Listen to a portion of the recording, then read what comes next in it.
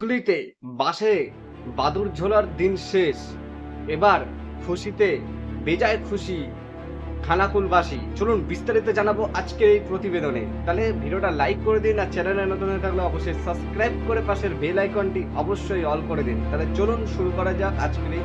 আগে ওখানে বাসিন্দারা জানাচ্ছেন যে ট্রেকারের ও ছাদের ওপর করে মেয়েরা, মানে মেয়ে যাত্রীরা আর কি যেত ট্রেকারের মধ্যে করে। তো সেই দিন কিন্তু এবার শেষ হলো। ওখানকার যাত্রী বলছেন যে এবার বাসটা চালু হলো 14 বছর পর এই খানাকুলবাসীর কিন্তু একটা বড় একটা স্বস্তির কিন্তু জানা গেল।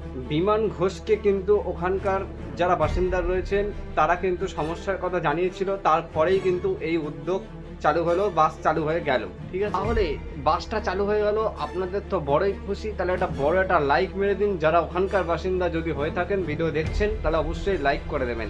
আর ভিডিও কেমন লাগলো অবশ্যই কমেন্ট বক্সে জানাবেন। বাস চালু হয়ে গেল, পারলে বাসে চড়ে ঘুরে আসুন এদিক ওদিক।